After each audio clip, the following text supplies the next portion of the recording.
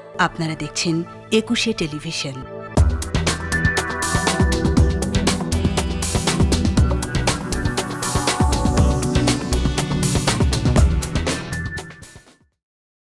আমন্ত্রণ ২১ রাতে।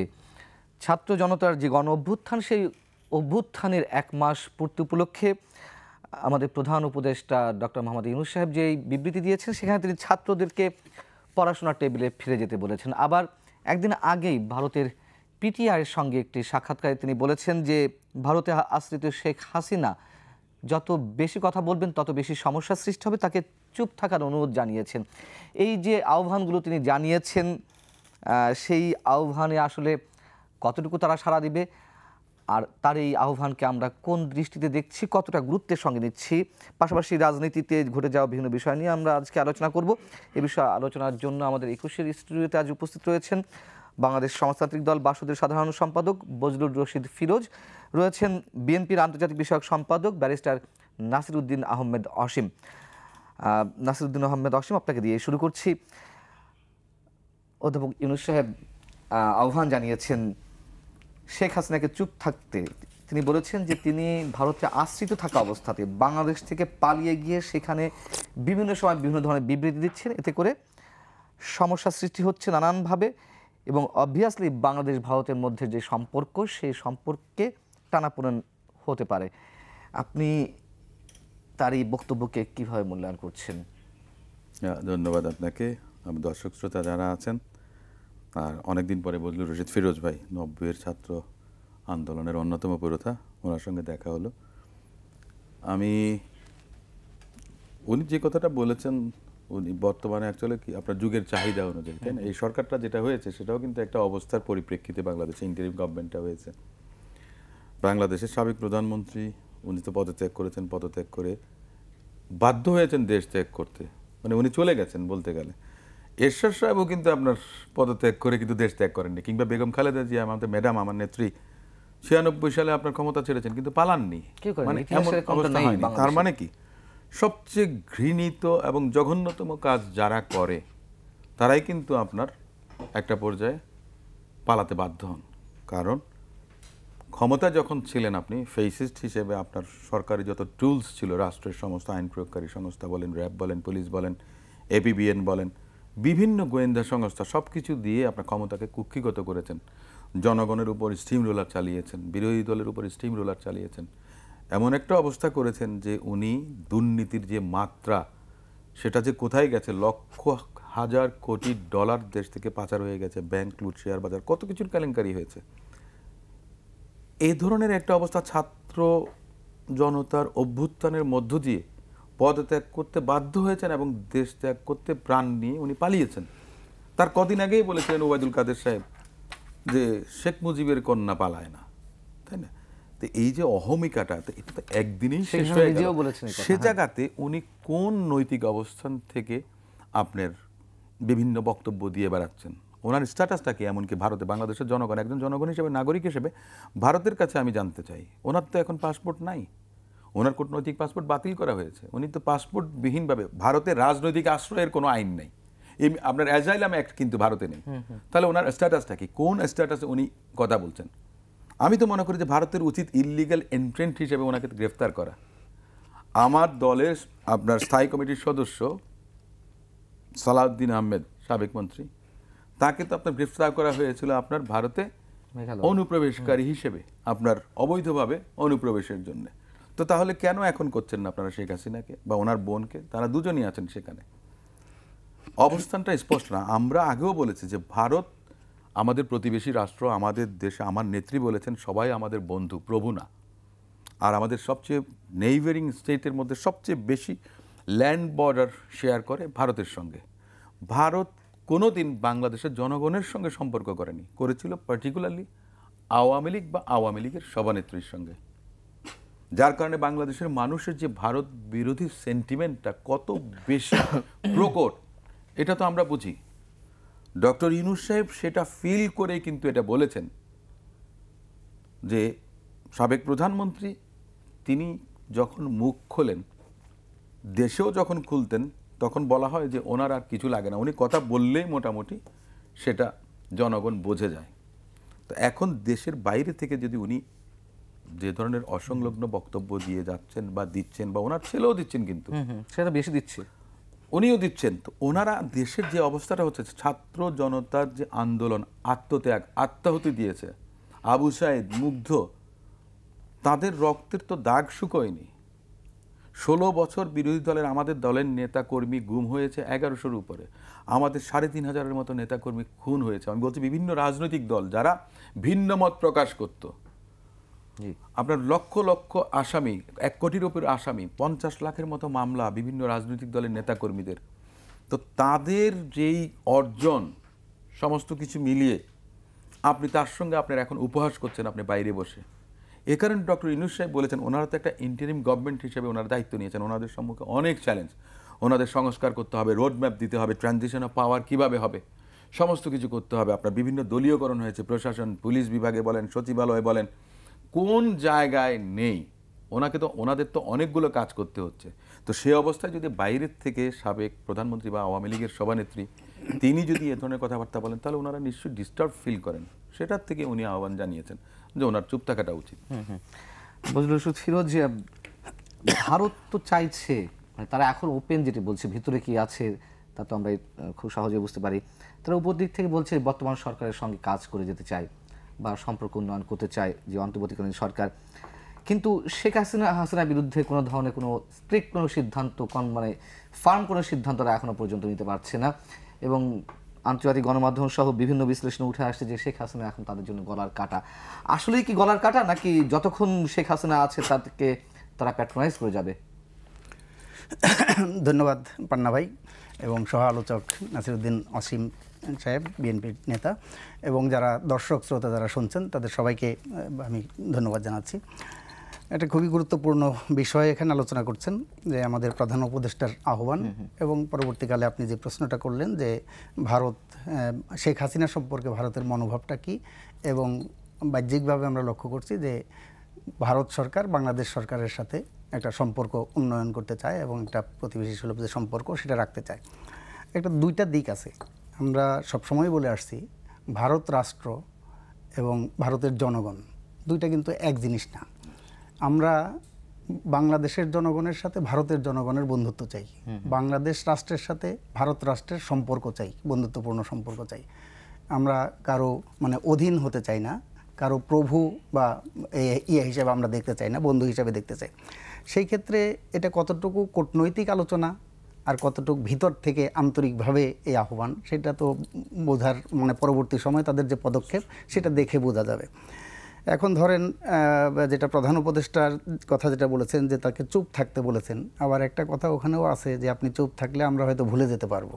এইটাও আমরা ভুলে যেতে পারতাম, কিন্তু এই কথাটা কিন্তু বাংলাদেশের মানুষের আবার মনের কথা না।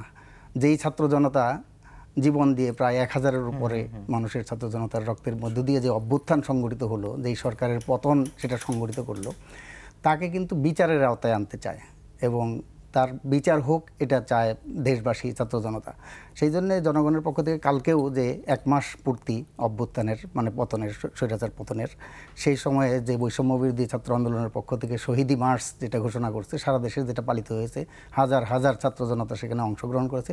তাদের দাবি একটাই যে অভ্যুত্থানে যারা শহীদ হয়েছে, জুলাই অভ্যুত্থানে, সেই শহীদদের হত্যাকাণ্ডের জন্য যারা দায়ী তাদের বিচারের আওতায় আনা, এবং যাদের হুকুমে উস্কানিতে এই হত্যাকাণ্ড সংঘটিত হয়েছে তাদেরকেও বিচারের আওতায় আনার যে দাবি, সেই দাবিটা উচ্চকিত আছে। আমরাও প্রথম দিন থেকে একদম শুরু থেকেই আমরা বলছি যে এই হত্যাকাণ্ডের বিচারের যে কাজটা, এই কাজটা দ্রুত গতিতে সম্পন্ন করা এবং বিশেষ ট্রাইব্যুনালে সম্পন্ন করা, এইটাই হলো এই উপদেষ্টা পরিষদের প্রথম কাজ, প্রথম এবং প্রধান কাজ বলে বাংলাদেশের ছাত্র জনতা মনে করে। তো সেই জন্য সেই কাজটার কিন্তু আমরা খুব একটা অগ্রগতি এটা পরিলক্ষিত হয় নাই। তো সেই জন্য আমরা বলবো যে প্রধান উপদেষ্টা যে আহ্বান জানিয়েছেন যে চুপ থাকতে, সেটা একটা দিক যে হ্যাঁ উনি কথা বললেই মানুষের মধ্যে সেটা আবার সেটা দগদগে ঘা, সেটা আবার জেগে ওঠে। সেই জন্যই তাকে চুপ থাকার জন্য সেটা বলছে। আর ভারত সরকারেরও উচিত যে একজন এই ধরনের ব্যক্তি যিনি পদত্যাগ করলেন, দেশ ত্যাগে বাধ্য হলেন, পলায়ন হলেন, যার পাসপোর্ট নাই, সে এখন বাস্তবে স্টেটলেস পার্সন হয়ে গেছে, যে রাষ্ট্রবিহীন একজন নাগরিক হয়ে গেছে, কোনো দেশের নাগরিকত্ব নাই। তো সেই ব্যক্তি সম্পর্কে কী ধরনের ভূমিকা পালন করবে তার উপরেও কিন্তু যে বাংলাদেশের সাথে ভারতের যে সম্পর্কের কথা বলছে, সম্পর্ক উন্নয়নের কথা বলছে, সেইটাও নির্ভর করবে এই দেশ থেকে পলাতক যে আমাদের সাবেক প্রধানমন্ত্রী, তার সাথে কি ধরনের আচরণ করে সেটার উপরেও নির্ভর করবে বাংলাদেশ রাষ্ট্রের সাথে ভারত রাষ্ট্রের সম্পর্কটা কেমন হবে। তো সেজন্য আমরা বলবো সেগুলো তারা যেটা বলছে আমরা এটাকে আন্তরিকভাবেই গ্রহণ করতে চাই, কারণ প্রতিবেশীদের বদলানো যাবে না, প্রতিবেশী বদলানো যায় না, অনেক কিছু বৃহত্তর প্রতিবেশী। কাজেই আমরা চাইবো যে ভারত সরকার তার বোধোদয় হবে, তারা কোনো দল বা কোনো ব্যক্তির সাথে সম্পর্ক না, তারা একটা দেশ হিসাবে আরেকটা দেশের সাথে বন্ধুত্বপূর্ণ সম্পর্ক কিভাবে এগিয়ে নেয়, সেই দেশের জনগণ এবং আমাদের দেশের জনগণ, সেই জনগণের মধ্যে যে বন্ধুত্বপূর্ণ সম্পর্ক, সেই সম্পর্ক উন্নয়নের ক্ষেত্রে তারা ভূমিকা পালন করবে, এটা আমরা প্রত্যাশা করি। তারা তো এখন আবার ডিভাইড অ্যান্ড রুলের থিওরিতে চলে গেছে, যেটি আমি ব্যারিস্টার নাসিরুদ্দিন হাশিম বিবিসিতে একটা প্রতিবেদন এসেছে, জামায়াতের সঙ্গে বিএনপির যে একটা দূরত্ব তৈরি হয়েছে বিভিন্ন ক্ষেত্রে, সেটিকে তারা ইতিবাচক হিসেবে নিচ্ছে ভারত। এবং তারা যেহেতু এর আগ পর্যন্ত বলেছিল যতক্ষণ পর্যন্ত বিএনপির সঙ্গে জামাত আছে ততক্ষণ পর্যন্ত তারা বিএনপিকে বিশ্বাস করতে চায় না, এখন আবার যেহেতু বিএনপি জামাত মুক্ত হয়েছে বা বিএনপির সঙ্গে জামাতের একটা দূরত্ব সৃষ্টি হয়েছে, এটিকে বিজেপি সরকার মানে নরেন্দ্র মোদী সরকারের থিঙ্ক ট্যাঙ্ক হিসেবে যারা পরিচিত, তারা বলছেন যে এটি ইতিবাচক। এই ইতিবাচক দিকটা আপনারা কিভাবে মূল্যায়ন করবেন? আপনার এটা বিষয় থাকে যে balance of convenience and inconvenience বলে একটা কথা থাকে। যখন আপনার কমন কোনো এনিমি থাকে তখন অন্য বন্ধুরা মিলে একজনের পেছনে লেগে থাকে। ঠিক ভারতের অবস্থাটা আমার মনে হয় এই মুহূর্তে সে ধরনের। বিএনপির সঙ্গে তো জামাতের জোট ছিল 1991 সালে, আপনার অঘোষিত জোট যে এক ধরনের বলা চলে। জামাতের মতো ইলেকশন করেছে, বিএনপির মতো ইলেকশন করেছে, বাট সরকার গঠন হয়েছে আপনার জামাতের সমর্থন নিয়ে। আবার জামাত ইসলাম 1996 সালে আওয়ামী লীগের সঙ্গে আন্দোলন করেছে বিএনপির বিরুদ্ধে, আবার 2001 সালে জোটগতভাবে ইলেকশন করেছে। কথাটা হচ্ছে যে বিএনপি যখন জামাতের সঙ্গে যায় তখন বিএনপির দোষ, যখনই আপনার জামাত বিএনপি থেকে দূরে থাকে বা বিএনপি জামাতের সঙ্গে দূরত্বটা বজায় রাখে, তখন আপনার মনে করেন যে আরেক ধরনের আপনার ফায়দা লোটার চেষ্টা করেন। আমি যে জিনিসটা মনে করি যে রাজনীতিতে শেষ কথা বলে কোনো কিছু নেই। আমরা তো দেখেছি যেদিন আপনার সেনাবাহিনী প্রধান আপনার জাতির উদ্দেশ্যে ভাষণ রাখছিলেন, তখন সেখানে বলেছিলেন যে জামাত ইসলামের আমিরও আছেন। প্রথমে জামাতের কথা বলেছেন উনি, প্রথমে বলেন আর পরে বলেন, উনি বলেছেন। এটা হয়তো উনি কমফোর্ট দেওয়ার জন্য বলেছেন। উনি কেন বলেছেন? তৎকালীন সরকারের নির্দেশে নিষিদ্ধ ছিল, জামাত তো নিষিদ্ধ ছিল, তাই না? সুপ্রিম কোর্টের নির্দেশে কিন্তু নিষিদ্ধ ছিল। তাহলে আপনার একটা জিনিস আছে, সুপ্রিম কোর্টের নির্দেশে নিবন্ধন বাতিল, নির্বাহী আদেশে নিষিদ্ধ, যেটাই হোক, মানে সরকারি আদেশ তো ছিল, সেটা অবৈধ হোক বৈধ হোক যেটাই হোক না কেন, কিন্তু পরিবেশ পরিস্থিতির প্রেক্ষাপটে জামাতও কিন্তু এই স্বৈরশাসন বিরোধী আন্দোলন করেছে, তাদেরও অনেক নেতাকর্মী প্রাণ হারিয়েছেন। এবং সর্বশেষ যে জুলাই আগস্ট মাসের যে আন্দোলন, সেখানেও কিন্তু তাদের অনেক নেতাকর্মী শহীদ হয়েছেন। তাহলে আন্দোলনে তারাও একটা বড় অংশীদার। সে কারণে যে গণতান্ত্রিক আন্দোলন যেটা বা স্বৈরশাসক বা আপনার ফেসিস্ট গভর্নমেন্টের বিরুদ্ধে আন্দোলনে জামাতের একটা অবস্থান ছিল, ভূমিকা ছিল। সে কারণে হয়তো সেনাপ্রধান সবাইকে কমফোর্ট দেওয়ার জন্য উনি সবারটাই বলেছেন, হয়তো আগে হয়তো ওনাদের কথা বলেছেন, সেটা ভিন্ন কথা, যেটা যে কোনোভাবে বলুন না কেন। কমফোর্ট দেওয়াটা এই কারণেই যে দেখেন, আওয়ামী লীগের সাধারণ সম্পাদক বলতেন যে ক্ষমতার থেকে বিদায় নিলে প্রথম দিনই তাদের 5 লাখ নেতাকর্মীকে মেরে ফেলবে। কতজন নেতাকর্মী আপনার মারা গেছে? আওয়ামী লীগ নেত্রী দেশ ত্যাগ করার পর কয়জন আওয়ামী লীগের নেতাকর্মী মারা গেছে? কয়জনের বাড়িঘরে আপনার আগুন দিয়েছে বা জ্বালিয়েছে? আপনার কিছু কিছু ক্ষেত্রে দেখা গেছে যে একটা ভিন্ন রাষ্ট্র, প্রতিবেশী রাষ্ট্র মদত দিয়ে তাদের পত্রপত্রিকা ছাপাচ্ছেন যে সংখ্যালঘুদের উপর আক্রমণ হচ্ছে, অমুক হচ্ছে, তমুক হচ্ছে। মানে একটা অস্থিতিশীল অবস্থা কিন্তু তৈরি করার চেষ্টা হয়েছে, জুডিশিয়াল কুয়ের চেষ্টা করা হয়েছে, আনসার দিয়ে বিদ্রোহ করা হয়েছে, চাকরিচ্যুত বৈষম্যের কথা বলে বিভিন্ন ধরনের প্ল্যাটফর্ম থেকে আপনার একটা চাপ অন্তর্বর্তীকালীন সরকারের উপরে প্রয়োগ করার চেষ্টা করা হয়েছে। এগুলো ষড়যন্ত্রের কিন্তু একটা অংশ। আমি ঠিক তেমনই বলি যে ভারত যেটা বলছেন যে জামাত এবং বিএনপি নিয়ে, এটাও এক ধরনের আমি মনে করি যে কনস্পিরেসির একটা পার্ট। আমি মনে করি যে বিগত দিনেও ওনারা সেটা করেছেন, যার কারণে বাংলাদেশের জনগণ, ফিরোজ ভাই যে কথাটা বলেছেন, বাংলাদেশের জনগণ ভারতের জনগণের বন্ধু থাকতে চায়, বাংলাদেশ রাষ্ট্র ভারতের রাষ্ট্রের বন্ধু হিসেবে থাকতে চায়। কোনো দল বা ব্যক্তির বন্ধু, প্রভু কিংবা ভৃত্যের সম্পর্ক যেন কখনো তৈরি না হয়। আমি তো এখনও মনে করি যে ভারত এই ধরনের উস্কানিমূলক বক্তব্য দেয়া থেকে আমি মনে করি যে বিরত থাকা উচিত। বাংলাদেশের জনগণ হার্ট হবে। ভারত মুক্তিযুদ্ধে আমাদেরকে সমর্থন করেছিল, আমাদের পক্ষ নিয়েছিল। ওনাদের ভিন্ন স্বার্থ থাকতে পারে, সেটা ভিন্ন জিনিস, কিন্তু আমাদেরকে তো সাহায্য করেছিলেন। তো সেক্ষেত্রে আপনার বন্ধুত্বটা এদেশের জনগণ এবং রাষ্ট্রের সঙ্গেই থাকা উচিত।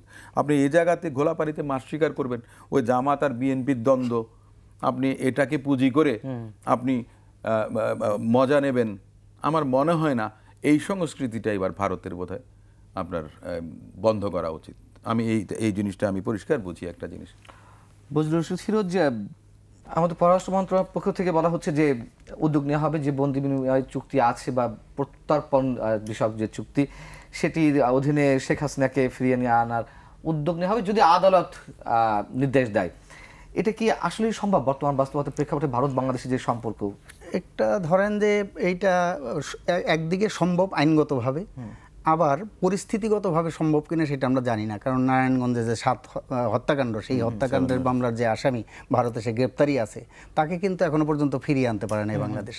এরকম আরও অনেক বন্দীদেরকে বিভিন্ন দেশ থেকে ফিরিয়ে আনতে পারে নাই ভারত থেকে ওই বন্দীকে ফিরিয়ে। এখন শেখ হাসিনাকে ফিরিয়ে আনতে পারবে কিনা, তারা দেবে কিনা, কী ধরনের বিষয় আছে সেটা আইনগত বিষয়। এবং বাংলাদেশ ভারতের যে সম্পর্ক, ভারত এবং বাংলাদেশের সরকারের যে সম্পর্ক, সেই সম্পর্কের উপরে নিশ্চয়ই নির্ভর করবে তাকে ফিরিয়ে আনা যাবে কি যাবে না, এটা একটা বিষয়। সেই জন্য ভারত বাংলাদেশের সম্পর্কের ক্ষেত্রে প্রধান উপদেষ্টা মনে করেছেন যে যদি শেখ হাসিনা এই ধরনের কথাবার্তা বলতে থাকে, তাইলে ভারত যেহেতু আশ্রয় দিছে, ভারতকে মনে করবে যে ভারতই পৃষ্ঠপোষকতা করছে তাকে এই ধরনের কথাবার্তা বলার ক্ষেত্রে। সেক্ষেত্রে বাংলাদেশের সাথে সম্পর্কের একটা অবনতি ঘটতে পারে, বাংলাদেশের জনগণের সাথে অবনতি ঘটতে। সেই দিক বিবেচনা করে প্রধান উপদেষ্টা আহ্বান জানিয়েছে চুপ থাকতে বলেন, আপনি তাকে আশ্রয় দিয়েছেন, বাংলাদেশে যখন আবার ফিরিয়ে আনতে হবে বিচারের জন্যে, যদি আনার প্রয়োজন হয় বা যখন মনে করবে আদালত, তখন আমরা বন্দি বিনিময় চুক্তি যেগুলো আছে সেই হিসাবে তাকে ফেরত চাইবো, তখন তাকে এনে এখানে বিচার করব। এই কথাগুলো বলেছেন কিন্তু প্রধান উপদেষ্টা। সেই জন্য আমি বলতে চাই যে প্রধান উপদেষ্টার এই আহ্বানটা এটা খুবই যৌক্তিক। এই মুহূর্তে বাংলাদেশের যে ধরনের একটা অভ্যুত্থানমূলক পরিস্থিতি, সেই পরিস্থিতির মধ্যে দিয়ে এখনও যে পরিস্থিতিগুলো চলছে, যেগুলো অসীম সাহেব বললেন যে এখানে বিভিন্ন জায়গায় আনসেটেলড করার একটা পরিস্থিতি চলছে কয়েকদিন যাবৎ, মানে গার্মেন্টস এলাকাগুলোতে, গাজীপুর, সাভার, আশুলিয়া, সেগুলোতে এক ধরনের শ্রমিক আন্দোলন হচ্ছে, সেখানে যৌক্তিক দাবিতেও আন্দোলন হচ্ছে, আবার কিছু বহিরাগতরাও সেখানে গিয়ে একটা পরিস্থিতি সেটা ক্রিয়েট করার জন্য চেষ্টা করতেছে। এই জন্য নানা ধরনের ঘটনা ঘটছে। আর একটা হলো যে ভারতের সাথে সম্পর্কের ক্ষেত্রে অনেকগুলো বিষয়, ওই যে বললাম যে একটা দীর্ঘ সীমান্ত ভারতের সাথে আছে। এবং এই যে 1 তারিখেই এখন সেই ফেলানির হত্যাকাণ্ডের আমরা জানি, এবং স্বর্ণা দাস, ফেলানি খাতুন থেকে স্বর্ণা দাস মৌলভীবাজারের জুরিতে যে হত্যাকাণ্ডটা সংঘটিত হলো। এবং বিএসএফ প্রতিনিয়তই কিন্তু তারা স্মাগলার, তারপরে চোরাকারবারি ইত্যাদি বলে বাংলাদেশের নাগরিকদেরকে কিন্তু ক্রমাগত মানে হত্যা করে চলছে। এই ধরনের অসংখ্য ঘটনা আছে যেগুলো বাংলাদেশ ভারতের সম্পর্কের ক্ষেত্রে সেগুলো বাধা হিসেবে কাজ করে। আমরা বলছি যে আমাদের এইবারই দেখলাম যে প্রথম পররাষ্ট্র দপ্তর থেকে একটা ভারতের কাছে একটা কড়া প্রতিবাদ জানানো হয়েছে, এবং 1975 সালের যে অ্যাগ্রিমেন্ট, ভারত বাংলাদেশের বর্ডার যে অ্যাগ্রিমেন্ট, সেই অ্যাগ্রিমেন্টের ভিত্তিতে এই ধরনের হত্যাকাণ্ড এবং এই ধরনের ঘটনা যাতে পুনরাবৃত্তি না ঘটে সেগুলো রোধ করার জন্য ভারতের কাছে দাবি জানানো হয়েছে। এবার একটা এই অন্তর্বর্তীকালীন সরকারের পক্ষ থেকে প্রথম আমরা দেখলাম। ইতিপূর্বে অন্তর্বর্তীকালীন সরকার না, মানে যতগুলো সরকার এসেছে এই পর্যন্ত বাংলাদেশে, মানে নিকট অতীতে, তার মধ্যে সবচেয়ে কড়া প্রতিবাদ বোধহয় এবারেই প্রথম হয়েছে। জি, এবারেই কড়া প্রতিবাদ। এর আগে গত 52 বছরে এই ধরনের প্রতিবাদ কোনো সরকার এখানে করে নাই, ভারত সরকারের মানে বিরুদ্ধে, এই ধরনের ঘটনার বিরুদ্ধে। এবারই অন্তর্বর্তীকালীন সরকার, যেহেতু এটা একটা অভ্যুত্থানের মধ্য দিয়ে অভ্যুত্থানকারী শক্তির মনোনীত একটা সরকার, জেনারেল পিপল এবং সমর্থন আছে, কমন সেন্টিমেন্ট, তার অ্যাপ্রিসিয়েশনও পেয়েছে। আমরা এই যে ঘটনা, এই যে প্রতিবাদ, এই প্রতিবাদের জন্য এই গভর্নমেন্ট এবং পররাষ্ট্র দপ্তরকে অভিনন্দন জানাই। এরকমই হওয়া উচিত রাষ্ট্রের সাথে রাষ্ট্রের। হত্যাকাণ্ড দেখলাম যে তার চেয়ে ভয়ঙ্কর আকারে কয়েক ঘন্টা কাঁটাতারে ঝুলিয়ে রাখা হয়েছিল, তারপরেও আমাদের তেমন কোনো প্রতিবাদ ছিল না। ভারতের যে উদ্ধত প্রদর্শন আমরা দেখেছি, আপনি নতজানু পররাষ্ট্রনীতির কারণেই আমরা তো বলেছি যে আমি প্রভু কিংবা ভৃত্যের সম্পর্ক নয়, কিন্তু আপনি যদি ভৃত্যের মতো, সাবেক পররাষ্ট্রমন্ত্রী তো বলেছেন যে স্বামী স্ত্রীর মতো সম্পর্ক, নির্লজ্জভাবে আপনি এই কথাটা বলতে পারেন, তাহলে তো বোঝার বাকি থাকে না আপনি কিভাবে প্রতিবাদ করবেন। আমি একটা জিনিস বলি, আপনি প্রথমে বলেছিলেন যে প্রধান উপদেষ্টা ছাত্রদেরকে পড়াশোনায় মনোনিবেশ করা বা শিক্ষা প্রতিষ্ঠানে ফেরত যাওয়ার জন্য বলেছেন। আমি একটা জিনিস বলি, দেখেন উনি যৌক্তিকভাবে যথার্থভাবে কিন্তু এই কথাটা বলেছেন। ছাত্ররা অভ্যুত্থান করেছেন, সাধারণ জনগণের সম্পৃক্ততা, শ্রমিক, মোটে, মজুর, বিভিন্ন রাজনৈতিক দলের নেতাকর্মীরাও কিন্তু পরবর্তীতে অংশগ্রহণ করেছেন, কিন্তু মূল ঘণ্টাটা ছাত্ররা বাজিয়েছেন। ছাত্ররা তো অর্জন যেটা করেছেন যে এখন ইন্টারিম গভর্নমেন্ট হয়েছে, ফ্যাসিস্ট গভর্নমেন্টের পতন হয়েছে, তা একটা পর্যায়ে তো আলটিমেটলি তো আপনার শিক্ষাই জাতির মেরুদণ্ড, এটা তো আমরা সবাই জানি। আপনি তো ক্লাসে ফিরতেই হবে আপনাকে, আপনার যেটা আপনার নর্মাল কোর্স অফ আপনার ডে টু ডে যে আপনার এইটা, সেটা হচ্ছে যে ছাত্ররা শিক্ষা প্রতিষ্ঠানে যাবে। এই জন্য উনি আহ্বানটা জানিয়েছেন, যদি কোনো অনিয়ম বা কোনো অবিচার বা জুলুম হয় বা কোনো নিয়মের ব্যত্যয় ঘটে, ছাত্ররা আবারও আসতে পারবে রাস্তায়, অপশন তো আছেই। কারণ ছাত্ররা তো একটা দৃষ্টান্ত স্থাপন করেছে এবং আমাদের সকলকেই, প্রত্যেকটা রাজনৈতিক দলকে এবং আগামীতে যারাই ক্ষমতা আসেন না কেন, তাদের প্রত্যেককে কিন্তু 2024 সালকে ল্যান্ডমার্ক হিসেবে ধারণ করা উচিত। আমি একটা কথা বলি, দেখুন ছাত্ররা অভ্যুত্থান করেছে, আমি তো যিনি সেনাপ্রধান ওয়াকারুজ্জামান সাহেব, যেটা ন্যাশনাল হিরো, ওনারা যদি আপনার প্রধানমন্ত্রীর কথা মতো কাজ করতেন তাহলে হয়তো বা অন্যরকম ইতিহাস হতে পারত। উনি তো সাহস করে একটা কাজ করেছেন, দেশকে মাসাকার থেকে রক্ষা করেছেন, আপনার জাতিকে একটা সংকট থেকে উত্তরণের একটা উপায় উনি দিয়েছেন, এবং সবচেয়ে বড় কথা যে বাংলাদেশ সামরিক বাহিনীর ইমেজ যে অনেক একটা মারাত্মকভাবে কিন্তু খুব খারাপ ছিল, এটা মানুষ প্রকাশ করতে পারুক বা না কারুক, কিন্তু আমরা তো, আমি একজন আইনজীবী, আমরা কিন্তু বুঝি, মানুষের ভাইবটা বুঝি। উনি সেই ইমেজটাকে পুনরুদ্ধার করেছেন, কিন্তু এ ব্যাপারে কোনো সন্দেহ নেই। কিন্তু ওনাদেরও অবদানটা আছে এই সমস্ত কিছুর মধ্যে, মানে দেশকে একটা ক্রান্তিকাল থেকে উত্তরণের পথে তাদের একটা বড় ভূমিকা ছিল, সেই কাজটা ওনারা করেছেন। তো সে কারণে বলছি, যেখানে আপনার মনে করেন যে সেনাবাহিনী অতন্ত্র প্রহরীর মতো আছেন, প্রধান উপদেষ্টা তিনি দেশ বরেণ্য একজন, বিশ্ব বরেণ্য একজন, আপনার নোবেল লরিয়েট, ওনার পৃথিবী জোড়া ওনার সুখ্যাতি, ওনার সঙ্গে আপনার অ্যাডভাইজারি কাউন্সিলে যারা আছেন তারা প্রত্যেকে অত্যন্ত যোগ্য। কিন্তু আমার কথা হচ্ছে যে মনে হতো যে পুয়ার পারফরমেন্স, সেটা কীরকম আমি কেন বলি, আপনাকে তো বজলু ভাই যে কথাটা বললেন যে আপনি রোড ম্যাপটা কি, নির্বাচনটা কবে দেবেন, ট্রানজিশন আপনার ট্রান্সফার অফ পাওয়ার কিভাবে হবে, সেগুলি করতে গেলে কিছু প্রতিবন্ধকতা আছে। যেমন ফরেন সার্ভিসে যারা আছেন, যারা আগের সরকারের মদতপুষ্ট, তারা কিন্তু আগের সরকারের পক্ষ হয়ে কিন্তু কথাবার্তা বলবেন, তাহলে আগে তাদেরকে সরাতে হবে। ফরেন সার্ভিস আমি বলছি আছে, আপনি দেখেন লোকাল গভর্নমেন্টে এখন কোনো ইলেক্টেড মেয়র নাই, হয়তো বা সেই সমস্ত নির্বাচনগুলো বিতর্কিত ছিল, কিন্তু কাদেরকে দেওয়া হয়েছে, ডিসি কিংবা ইউএনও অ্যাডমিনিস্ট্রেটর হিসেবে আছেন, তারা কাদের দ্বারা নিয়োগকৃত ছিলেন, আপনাকে খেয়াল করতে হবে। তাহলে তারা কাদের পারপাস সার্ভ করবে, আপনাকে সেখানে কাজ করতে হবে। আমি আরেকটা ইম্পর্টেন্ট কথা বলি, সেটা হচ্ছে খুবই অ্যালার্মিং আমার কাছে মনে হয়েছে, আমি একজন নাগরিক হিসেবে, দুজন সমন্বয়ক 1 সপ্তাহের ব্যবধানে দুর্ঘটনায় নিহত হয়েছেন। একজন মোটরসাইকেল দুর্ঘটনায়, একজন গাড়ি দুর্ঘটনায় নিহত হয়েছেন। আমি মনে করি যে আইন প্রয়োগকারী সংস্থা বা গোয়েন্দা সংস্থা এটা কি নিছক দুর্ঘটনা না অন্য কোনো কিছু, এটা কিন্তু খুঁজে বের করা উচিত। এটা কিন্তু খুবই অ্যালার্মিং। এটা বাংলাদেশের জনগণ কতটুকু প্রত্যক্ষ করছেন বা উপলব্ধি করছেন আমি ঠিক জানি না, তবে আমার কাছে এটা মনে হচ্ছে যে বিভিন্ন জায়গায় আফসার ছড়ছে। বজলু ভাই যেটা বললেন যে ওই যে গার্মেন্টসে, স্পিনিং মিল, টেক্সটাইল মিল, সেখানে দেখা গেছে সরকার থেকে গেজেটে যে টাকা দেওয়ার কথা আছে সেটাই কিন্তু দিচ্ছে। আমি ভালো ভালো অনেকগুলো ফ্যাক্টরির কথা জানি, তারা সম্পূর্ণ সরকার থেকে যা দেওয়ার কথা শ্রমিকদেরকে তাই করছে, তারপরেও কেন অসন্তোষ তৈরি হচ্ছে হঠাৎ করে, আপনার একটা আনরেস্ট সিচুয়েশন তৈরি করার চেষ্টা করা হচ্ছে, বিভিন্ন ধরনের মানে কুকীর্তি অপকর্ম করে এই সরকারকে বেকায়দায় ফেলানো। বেকায়দায় পড়লে সরকার ঠিকমতো, যে আমরা রোড ম্যাপের কথা বলছি, ট্রান্সফার অফ পাওয়ারের কথা বলছি, আমরা হয়তো আমাদের কাঙ্ক্ষিত লক্ষ্যে পৌঁছাতে পারবো না। সেই কারণে আমি মনে করি যে বর্তমানের অন্তর্বর্তীকালীন সরকার যে সমস্ত বিষয়গুলো খুব বেশি প্রয়োজন, প্রায়োরিটি দিয়ে সেগুলো করা উচিত। আপনার ওই হত্যাকাণ্ডের জন্য মামলা করলেন, কিন্তু আপনি তো দুর্নীতির জন্য আপনি মামলা করতে হবে আপনাকে। ঠিক এই বিষয়ে প্রশ্ন হচ্ছে, আমি আসবো এই বিষয়ে নাসিরুদ্দিন আসিম। দর্শক, একটা ছোট্ট বিরতি, ফিরছি খুব শিগগির। নিশ্চয়ই আমরা এই বিষয়গুলো নিয়ে পরবর্তীতে আরও আলোচনা করব।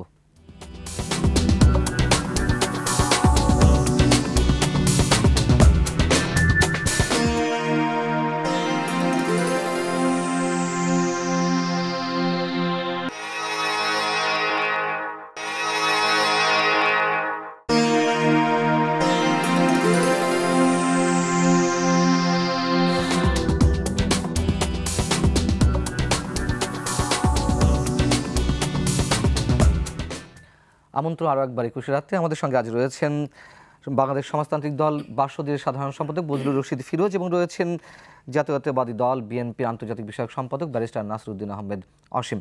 আমি একটু বজলুর রশিদ ফিরোজ আপনার কাছে জানতে চাই, যে প্রসঙ্গটি আমাদের আলোচনাতে ছিল এবং তার আগেই শুরু করা আগেই ব্যারিস্টার নাসরুদ্দিন অসীম তিনি নিজেই থেকেই তুলেছেন, ছাত্রদেরকে পড়াশোনা টেবিলে ফিরে যাওয়ার আহ্বান জানিয়েছেন অধ্যাপক মোহাম্মদ ইউনূস। তার এই আহ্বানটি কতটুকু সময় উপযোগী? দেখুন, যেহেতু যখন সংস্কারের কথা উঠছে বিভিন্ন ক্ষেত্রে এবং ছাত্ররা দাবি জানাচ্ছে, দেখুন এটা ছাত্ররা ইতিমধ্যেই তাদের 2 মাস ধরে তারা শিক্ষা প্রতিষ্ঠানে ক্লাসরুমের বাইরে অবস্থান করছে। আন্দোলন অভ্যুত্থান পরবর্তী যে পরিস্থিতি, সেই পরিস্থিতি সামাল দেওয়ার জন্য তারা রাজপথে আছে। তো আমি মনে করি যে খুব দ্রুতই মানে শিক্ষার্থীদেরকে তাদের ক্লাসরুমে ফিরে যাওয়া উচিত, এবং ক্লাসরুমে ফিরে গেলে তারা আর রাজপথে আসতে পারবে না এরকম মানে কোনো বিষয় না, কারণ রাজপথ এবং ক্লাসরুম এই দুইটাই তাদের সমান তালেই সেটা রাখতে হবে। কিন্তু একটা জিনিস এখানে লক্ষণীয় যে অন্তর্বর্তীকালীন সরকার সেই জিনিসটা কতটুকু মনোযোগের সাথে এবং ক্ষিপ্রতার সাথে করতে পারছেন। কারণ বিশ্ববিদ্যালয়গুলোতে যদি ক্লাস শুরু করতে হয় তার প্রশাসনিক ব্যবস্থাটা আগে মজবুত করতে হবে। সেখানে কিন্তু সবগুলো বিশ্ববিদ্যালয়েরই vice chancellor, pro vice chancellor, treasurer ইত্যাদি ইত্যাদি, বিভিন্ন প্রভোস্ট, বিভাগীয় চেয়ারম্যান ইত্যাদি ইত্যাদি সেগুলোকে পদত্যাগ করেছেন নাই। গতকালকে 5টা বিশ্ববিদ্যালয়ের ভিসি সেগুলো নিয়োগ করা হয়েছে, কিন্তু এখন অনেকগুলো বিশ্ববিদ্যালয়ে তাদের ভিসি, প্রো ভিসি এগুলো নিয়োগ হয় নাই। ঢাকা বিশ্ববিদ্যালয়েও ভিসি এবং প্রো ভিসি একজন নিয়োগ হয়েছে, আরেকজন প্রো ভিসি সেগুলো নিয়োগ হয় নাই। তো ইত্যাদি এই সমস্ত যদি প্রশাসনিক যে যারা দায়িত্ব পালন করবেন এই বিশ্ববিদ্যালয়ের কর্তৃপক্ষ, সেই কর্তৃপক্ষের নিয়োগগুলো যদি দ্রুত গতির সাথে না হয় তাহলে কিন্তু তারা যে শিক্ষাকে যে কার্যক্রম সেই কার্যক্রমটা চালাতে পারবে না। সেজন্য আমি আহ্বান জানাবো খুব দ্রুততার সাথে সমস্ত বিশ্ববিদ্যালয়গুলোতে সেগুলো যাতে তাদের যে কর্তৃপক্ষ প্রশাসনিক যে দায়িত্বে যারা আছে পদপদবিতে সেগুলো নিয়োগদান করা। এবং সেই ক্ষেত্রে আমরা একটু লক্ষ্য করছি যেটা আমাদের পক্ষ থেকে, যে ইতিমধ্যেই যে একদল যারা ক্ষমতাসীন ছিল বিগত দিনে তাদের সমর্থক বা অনুসারী তারা যখন ইয়েতে ছিল বা তার দায়িত্বে ছিল প্রশাসনিক দায়িত্বে, আবার এখন একটা সেই হাত বদলের মতো যে এক দলের পরিবর্তে আরেক দলের যাতে হাত বদল না হয় সেটাও আমরা খেয়াল করব। এই প্রশাসনিক পদবিগুলোতে, দায়িত্বের জায়গাগুলোতে নিরপেক্ষভাবে দক্ষ, যোগ্য এবং পেশাদারিত্ব যাদের মধ্যে আছে তাদেরকেই যাতে এখানে নিয়োগ দেওয়া হয় সেই বিষয়টাকেও খেয়াল রাখার জন্য আমরা আহ্বান জানাবো। এবং সেগুলো করে যত দ্রুত শিক্ষার্থীদেরকে তাদের ক্লাসে ফিরিয়ে নেওয়া যায় ততই মঙ্গল, দেশের জন্য মঙ্গল, জাতির জন্য মঙ্গল। কিন্তু সেই কাজগুলো না করে কিন্তু শিক্ষার্থীদেরকে ক্লাসে নেওয়া যাবে না, আহ্বান জানালেও নেওয়া যাবে না। সেই কাজগুলো সেইগুলো না, শিক্ষা প্রতিষ্ঠানের কাজগুলো সেইগুলো সম্পন্ন করতে হবে। আর যেটা বলছেন সংস্কার তো এটা চলমান প্রক্রিয়া, এটা শুধুমাত্র এখন করতে হবে তা না, এটা হয় নাই যে এটাই হলো দুর্ভাগ্য আমাদের দেশের এবং জাতির। এটা চলমান প্রক্রিয়া, প্রতি মুহূর্তেই সংস্কার করা দরকার হয়। প্রতি মুহূর্তেই আমার যে কোর্স আছে সেই কোর্স অফ ডেভেলপমেন্ট তার সাথে সঙ্গতিপূর্ণ করে সময়ের সাথে পরিবর্তন করে সঙ্গতিপূর্ণ করে সেই পরিবর্তনগুলো সাধিত করতে হয় সমস্ত ক্ষেত্রে, প্রশাসনের ক্ষেত্রে, বিচার ব্যবস্থার ক্ষেত্রে, শিক্ষার ক্ষেত্রে, পুলিশের ক্ষেত্রে, বিভিন্ন ক্ষেত্রে সেই সংস্কারগুলো আমাদের হয় না হওয়ার কারণেই কিন্তু এই ধরনের একটা যে স্থির অবস্থা, একটা বদ্ধ অবস্থা, সেই বদ্ধ অবস্থাটা তৈরি হয়েছিল। সেই জন্য সেই সংস্কার কার্যক্রমগুলো চলবে, এটা সাইমালটেনিয়াসলি চালাতে হবে। সেটা যে আগে সংস্কার পরে এটা করব বা পরে আগে এইটা পরে সংস্কার এরকম না, এটা সাইমালটেনিয়াস সমান্তরালভাবেই এই কাজটা করতে হবে। সংস্কার কাজও করতে হবে, অন্যান্য যে কাজগুলো যে দৈনন্দিন যে রুটিন ওয়ার্কের মতো সেই কাজগুলো সেইগুলো সম্পাদন করতে হবে।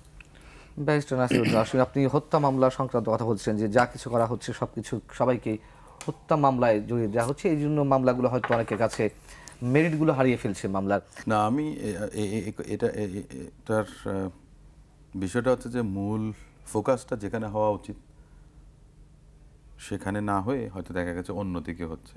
এটার পেছনে কেউ কাজ করছে কিনা সেটা তো আমি বলতে পারবো না, তবে হত্যাকাণ্ডগুলো তো সংগঠিত হয়েছে সরকারের মদতেই কিন্তু হয়েছে।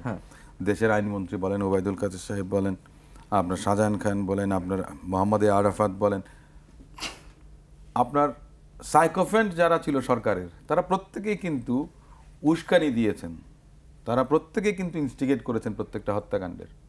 আপনি দেখেছেন বোধহয় পুলিশের একজন ডিসি স্বরাষ্ট্রমন্ত্রীকে বলছেন যে স্যার গুলি তো করি একটা পরে একটা, বাকিগুলো তো নড়ে না, ওগুলোতে আগায় আসে, এর লেগে তো পারি না। তার মানেটা কি? রাষ্ট্রীয় পৃষ্ঠপোষকতায় হত্যাকাণ্ড নারকীয়ভাবে চালানো হয়েছে। এখন দেখেন অনেক ছবি ভাইরাল হয়েছে, 3 তলা থেকে একটা ছেলেকে নামাচ্ছে, একজন বলে যে এটা নড়াচড়া বেশি করে, চ্যাংদোলা করে নামাচ্ছে, আপনার কি করুন ভাবে নড়াচড়া বেশি করছে, আপনার গুলি করে দিলেন। এই দেশের মানুষ এই কাজ করতে পারে, পুলিশ এই কাজ করতে পারে, আপনি পুলিশকে বাধ্য করিয়েছেন। অনেকে বলেন, আয়নাঘরে ছিলেন, তারা বলেন যে এরা আমাদের দেশের নাগরিক না মনে হয়, ওদের বিল্ড বডি ওয়েল বিল্ড, তাদেরকে মনে হয় যেন তারা অন্য দেশের নাগরিক। এই দেশে আপনার এই ধরনের একটা অবস্থা তৈরি করা হয়েছে। মৃত্যুপুরী আমাদের দেশে আপনার বিরাজ করেছিল গত 16টা বছর। তাদের তো নিশ্চয়ই বিচার হবে। এনারা প্রত্যেকে, যাদেরকে আসামি করা হচ্ছে, এরা প্রত্যেকে আপনার দায়ী এর সঙ্গে, এরা প্রত্যেকে জড়িত। কিন্তু কথাটা হচ্ছে যে মামলাগুলো ড্রাফটটা ঠিক মতো হচ্ছে কিনা, আপনার আদালতে গেলে এভিডেন্স দিয়ে আপনার প্রমাণ সহ আপনি প্রমাণ করতে পারবেন কিনা, সেটা তখন প্রশ্ন আসবে। আমি এটার কিন্তু আপনার এই করেছিলাম। আবার কিছু কিছু ক্ষেত্রে দেখা গেছে অনেককে হয়রানি করা হয়, ব্যবসায়ীদেরকে হয়রানি করা হয়, টাকা না দিলে আসামি করব, এ ধরনের ঘটনাগুলি ঘটে না। এটা তো হওয়া উচিত না।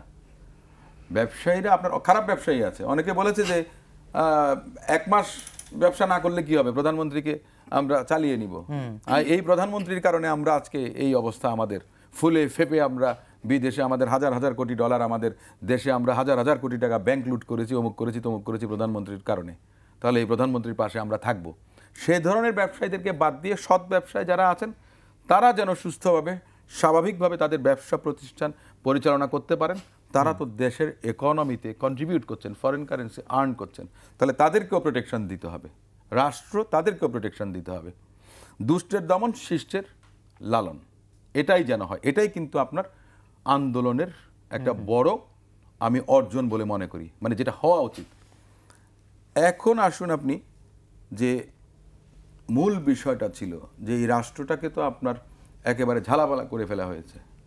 ব্যাংকে টাকা নেই, মানুষ ব্যাংকেও টাকা রাখতে ভয় পায়। আপনি দেখেন সরকার পতনের সঙ্গে সঙ্গে 1 সপ্তাহের মধ্যে 200 কত কোটি ডলার আপনার রেমিটেন্স এসছে, মানুষ একটা নিশ্চয়তা পাচ্ছে।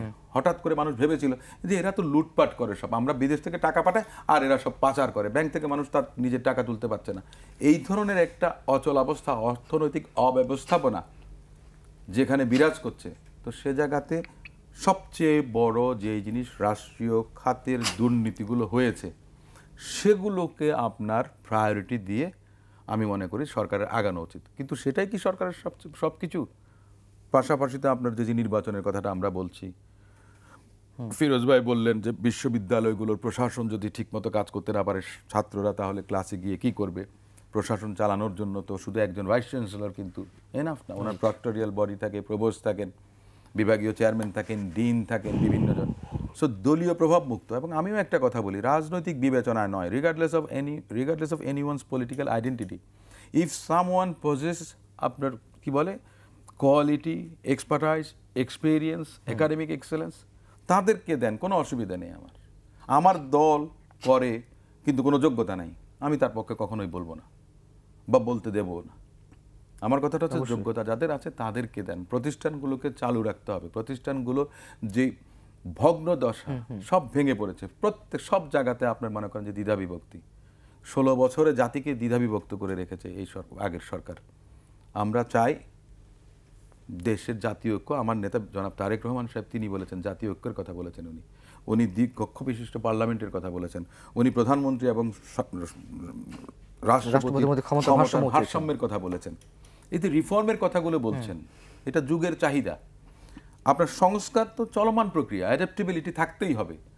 যে এটা অ্যাডপ্ট করতে পারবে না সে আপনার দেখবেন যে বিলীন হয়ে যাবে। ডাইনোসর বিলীন হয়ে গেছে, তেলাপোকা কিন্তু বিলীন হয়নি। অবস্থাটা আমাদেরকে বুঝতে হবে, অনুধাবন করতে হবে। আমি সে কারণেই বলছি যে এই সরকারের মেয়াদ কতদিন আমরা জানি না, কিন্তু আমাদের সংবিধানে বলা আছে যে একটা পার্লামেন্ট আপনার ভেঙে গেলে 90 দিনের মধ্যে নির্বাচন। আমি বলছি, কথার কথা বলছি আর কি, সেটা কিন্তু কতটুকু আপনার কতদিন অপেক্ষা করবে, রিজনেবল একটা টাইম ফ্রেম নিশ্চয়ই জনগণ আশা করে। মানুষ চায় যে গণতান্ত্রিক সরকার।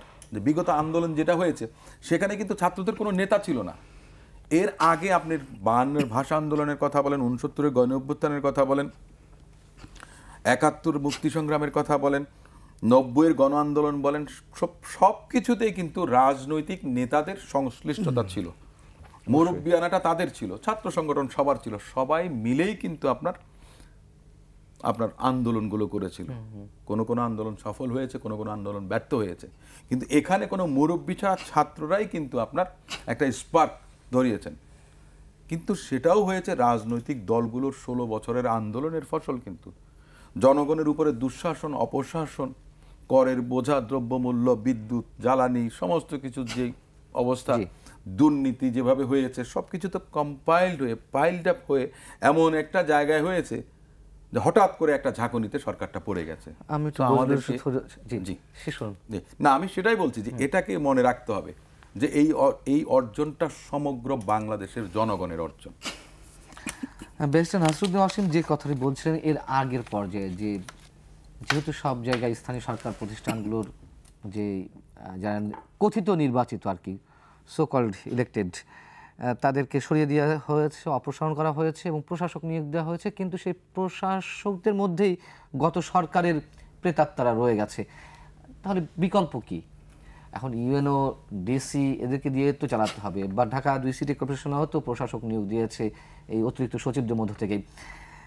যদি তাই হয়ে থাকে, এদের মধ্যেও সাপোর্টাস করার মানসিকতা থাকতে পারে, যেহেতু গত স্বৈরাচার সরকারের তারা নিয়োগকৃত বা লালিত পালিত। বিকল্পটা কি হতে পারে? এগুলো চলবে কিভাবে? ধরুন, অসীম ভাই ঠিকই বলেছেন। আমি ওই কথাটা একটু টেনে তারপর আপনার এটা আসতেছি, যে মামলার কথা যেটা বলছেন, আমরা বললাম যে সুনির্দিষ্ট অভিযোগের ভিত্তিতে সুনির্দিষ্ট ব্যক্তিদেরকে গ্রেপ্তার করা দরকার, মামলা দায়ের করা দরকার। তা না হইলে হবে কি, মামলাটার মেরিটটা নষ্ট হয়ে যায়। আবার মামলার আসামি সেটা যে এই যে 400, 500, 1000 যে আসামি, এই আসামি করার মধ্য দিয়েও কিন্তু মামলার মেরিটগুলো নষ্ট হয়ে যায়। এখন সালমান রহমান সাহেবকে নীলক্ষেতের বা নিউ মার্কেটের একজন হকার মারা গেছে, সেই মামলায় আসামি করে তাকে গ্রেপ্তার দেখানো, এটার চেয়েও মোস্ট রিলেভেন্ট ছিল যে শেয়ার মার্কেটের যে টাকা লুট করেছে সালমান রহমান, টাকা পাচার করেছে, তাদেরকে সেই মামলায় সালমান রহমানকে গ্রেপ্তার করানো দরকার। অর্থনৈতিক যে দুর্নীতি, সেই দুর্নীতির মামলায় তাকে গ্রেপ্তার, মানুষের মৃত্যু তো ঘটেছে, আত্মহত্যা করেছে। ইভেন আনিসুল হক সাহেবকে আমি মনে করি তাকেও ওই হত্যা মামলার আসামি করা হয়েছে। তিনি ওখানে নিশ্চয়ই সরাসরি যুক্ত ছিলেন না, কিন্তু সরকারের একজন মন্ত্রী হিসেবে এই ধরনের হত্যাকাণ্ডের উস্কানিদাতা হিসেবে ঠিক আছে, আসামি হইতে পারে। কিন্তু আনিসুল হককে যে মামলায় আসামি করা দরকার, আমি মনে করি ব্যক্তিগতভাবে, যে আইনের যে অপব্যাখ্যা করেছে, যে আইনের অপব্যাখ্যা করেছে, সংবিধান লঙ্ঘন করেছে, সংবিধানের মানুষের যে বাক স্বাধীনতা সেটা হরণ করার জন্য ডিজিটাল সিকিউরিটি অ্যাক্ট এবং সাইবার সিকিউরিটি অ্যাক্টের মতো কালাকানুন যেগুলো জারি করেছে, সেই অপরাধে আনিসুল হককে গ্রেপ্তার করা দরকার। এই ধরনের অপরাধ, সেই জন্যই বলছি সুনির্দিষ্টভাবে সুনির্দিষ্ট অভিযোগের ভিত্তিতে মামলা করলেই সেই মামলার একটা আশানুরূপ ফল জনগণ পেতে পারে এবং একটা বিচার পেতে পারে। তা না হলে এই বিচারগুলো আসলে খুব মেরিটলেস হয়ে যাবে এবং সেগুলো আলটিমেটলি কয়েক বছর পরে সেগুলো খালাস পেয়ে যাবে, তারা মানে সেই ইয়ের থেকে রেহাই পাওয়া যায়। সেটা মামলার ব্যাপারে গেল। আরেকটা বলছেন যে প্রশাসন, এটা ঠিক, বাংলাদেশে গত 16 বছরে তো কোনো নির্বাচন হয় নাই, অথচ আমাদের সংবিধানে লেখা আছে কেন্দ্র থেকে প্রান্ত পর্যন্ত নির্বাচিত জনপ্রতিনিধিরাই দেশ পরিচালনা করবেন। এক মুহূর্তের জন্যও অনির্বাচিতরা দেশ পরিচালিত করবেন না। কিন্তু দুর্ভাগ্য আমাদের এখন একটা অভ্যুত্থানের পরে অনির্বাচিত সরকার এটা আছে এবং বিভিন্ন সময়ে তত্ত্বাবধায়ক সরকার আমাদের করতে হয়েছে সেগুলো। কিন্তু গত 16 বছরে কি পার্লামেন্ট ইলেকশন, কি সিটি কর্পোরেশন, কি উপজেলা পরিষদ, কি ইউনিয়ন পরিষদ নির্বাচন, ইভেন যে প্রফেশনালদের যে ইনস্টিটিউশনগুলো আছে, ইঞ্জিনিয়ার্স ইনস্টিটিউশন, কৃষিবিদ ইনস্টিটিউশন, এফবিসিসিআই, এই সমস্তগুলো নির্বাচন না, এগুলো ইলেক্টেড না, এগুলো সিলেক্টেড হয়েছে। তাই সেই জন্য নির্বাচন ব্যবস্থাটাকেই গত 15-16 বছরে শেখ হাসিনার সরকার তারা ধ্বংস করে দিয়েছে।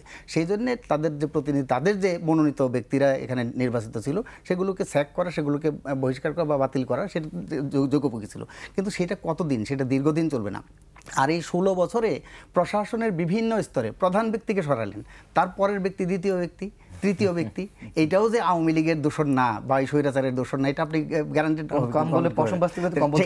সেইটাই বলছি। সেই জন্যই বলছি যে এইটা খুব একটা মনিটরিং লাগবে একদম, মানে সরকারের পক্ষ থেকে এবং যারা আন্দোলনকারী শক্তি, ছাত্র জনতা, তাদেরও একটা খুবই একটা ওয়াচডগের মতো এখানে ভূমিকা পালন করতে হবে, যাতে অনিয়ম না করতে পারে। কিন্তু উপায় তো নাই, একটা পরিচালনা করতে হবে, কিন্তু সেটাও একটা খুবই দ্রুততার সাথে এই সমস্ত নির্বাচনের যে প্রক্রিয়া, সেই প্রক্রিয়ার মধ্যেও যাওয়া দরকার বলে আমরা মনে করি।